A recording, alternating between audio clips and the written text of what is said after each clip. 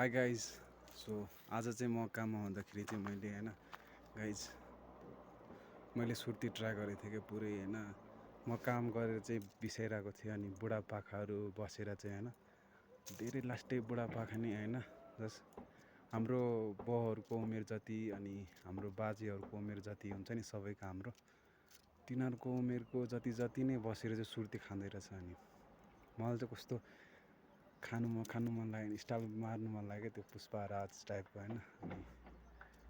अनि स्टाइल मार्नु मन लाग्यो अनि मैले चाखेको त्यो गाई चाहिँ एकदम सफ्ट थियो यार एकदम बेस्ट थियो। मलाई सुर्ती बनाउनै आएन गाई चाहिँ होइन।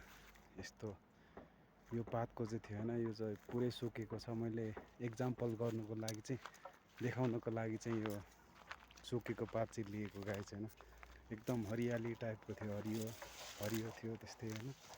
अनि त्यो सुर्ती खाँदा चाहिँ त्यो पछाडिको त्यो हुन्छ नि पातको डाँठ चाहिँ निकालेर चाहिँ बेच्दा चाहिँ अझ बेस्ट हुने रहेछ कि गाइस। मैले खाएर सकेर टक्क कस्तो बल्ल बल्ल सकेर बसिरहेको थिएँ होइन।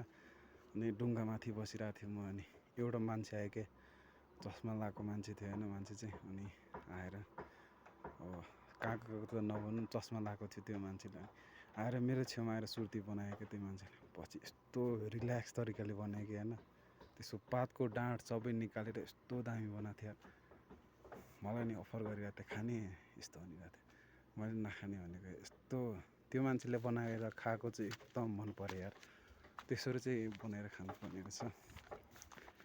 अनि गाइज मैले चाहिँ कपाल पनि धोइसकेँ। 5 दिनसम्म मैले कपाल नधोइकन काममा पसेको गाइज होइन। अब के भन्नु, लास्टै लेजी। सो आज चाहिँ हिजो कपाल धोएको गाइज होइन। आज दिनभरि काम गर्दाखेरि यस्तो कालो अनि एकदम खत्तम भइसक्यो। तर गाइज मेरो कपाल फोरमा चाहिँ होइन नधुँदा चाहिँ एकदम खतरा देख्ने रहेछ यार, बेस्ट हुने रहेछ। सो